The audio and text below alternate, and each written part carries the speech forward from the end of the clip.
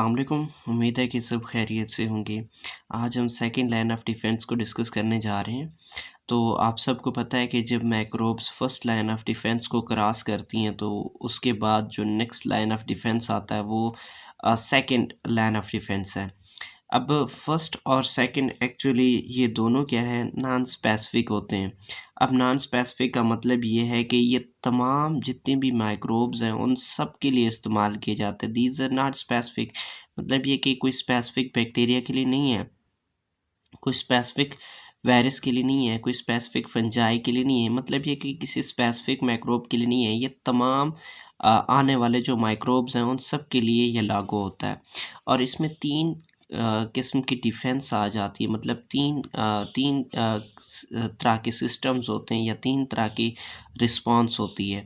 कौन कौन से सेल्स इसमें इन्वॉल्व होते हैं?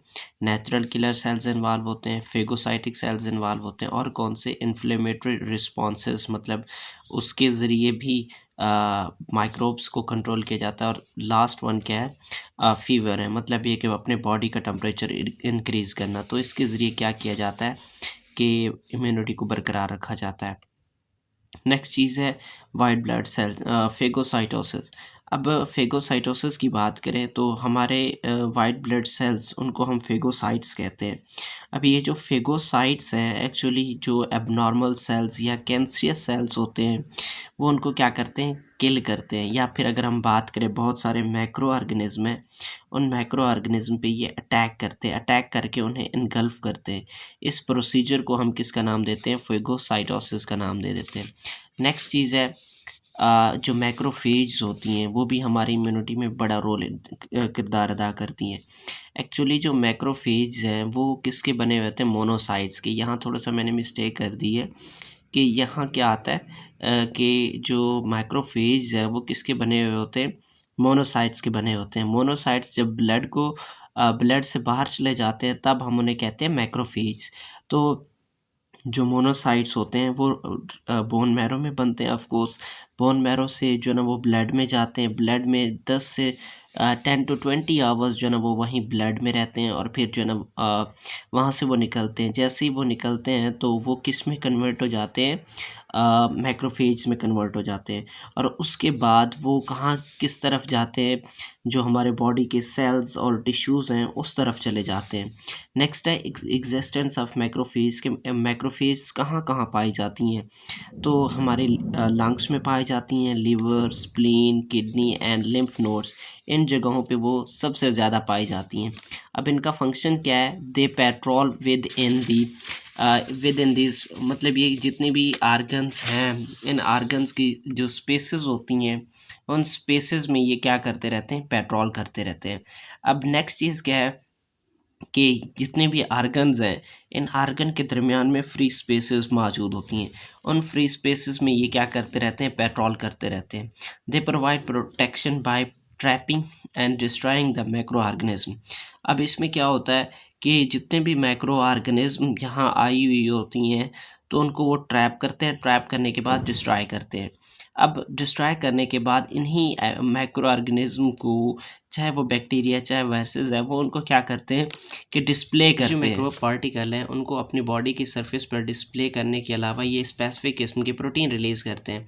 और उन स्पेसिफिक प्रोटीन में एक इंटरलूकिन 1 भी होता है।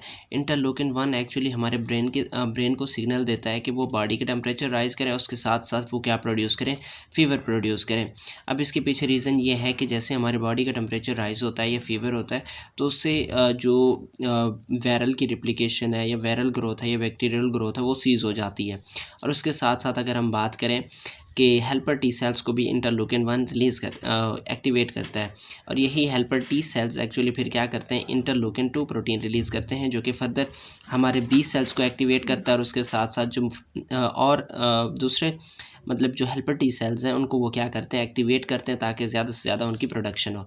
नेक्स्ट चीज़ ये है कि वही जो मैक्रोफेज हैं चंद अदर प्रोटीन भी रिलीज़ करते हैं और उनमें से उनका फंक्शंस क्या होता है कि वो मैच्योरेशन ऑफ मोनोसाइट्स में इन्वॉल्व होते हैं ताकि जो मोनोसाइट्स हैं वो मैच्योर हैं और किस में कन्वर्ट हो जाए, मैक्रोफेज में कन्वर्ट हों। और उसके अलावा जो है ना एक और किस्म की स्पेसिफिक रिस्पॉन्स भी शो करते हैं जिसमें ये होता है कि जो यही प्रोटीन्स हैं वो थर्ड लाइन ऑफ डिफेंस मतलब स्पेसिफिक इम्यून रिस्पॉन्स भी उसको ट्रिगर करने में भी उसको स्टिमुलेट करने में भी ये इन्वॉल्व होते हैं। उससे रिलेटेड ये एक डायग्राम है जिसमें हम बात करते हैं कि जो मोनोसाइट्स हैं, मोनोसाइट्स एक्चुअली किस में कन्वर्ट हो जाते हैं, मैच्योर मैक्रोफेज में कन्वर्ट होते हैं।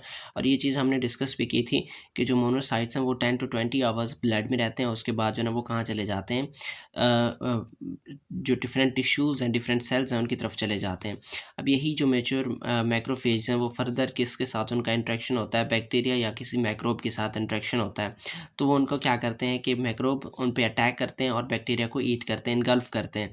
और उसके अलावा उन्हीं बैक्टीरिया को वो अपनी बॉडी की सर्फेसिस के ऊपर क्या करते हैं, शो करवाते हैं। और उसके अलावा ये तो उनका फर्स्ट काम था कि मैक्रोब को ईट करना, इनगल्फ करना और उसको डिस्प्ले करना। और सेकंड काम ये है कि वो प्रोटीन रिलीज़ करते हैं और वो प्रोटीन्स उनका डिफरेंट फंक्शंस होते हैं।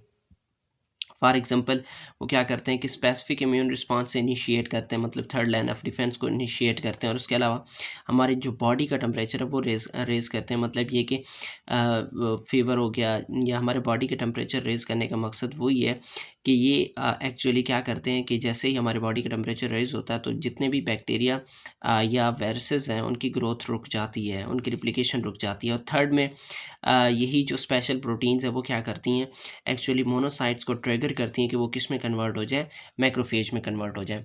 तो ये था हमारा आज का सेकंड लाइन ऑफ डिफेंस जिसमें हमने फेगोसाइटोसिस को डिस्कस किया और उसके साथ-साथ हमने मैक्रोफेज को, role of macrophage in immunity, second line of defence हमने इस चीज़ को डिस्कस किया। इंशाल्लाह नेक्स्ट वीडियो में हम नेचुरल किलर सेल्स को डिस्कस करेंगे और उसके साथ-साथ जो इन्फ्लेमेटरी रिस्पॉन्स और जो फ़ीवर है उसका हमारी इम्यूनिटी में क्या रोल है या सेकंड लाइन ऑफ डिफेंस में क्या रोल है, इस चीज़ को डिस्कस करेंगे। इंशाल्लाह अभी इजाज़त चाहता हूँ, इंशाल्लाह मिलते हैं नेक्स्ट वीडियो में, तब तक इजाज़त चाहता हूँ। ओके, अल्लाह हाफ़िज़।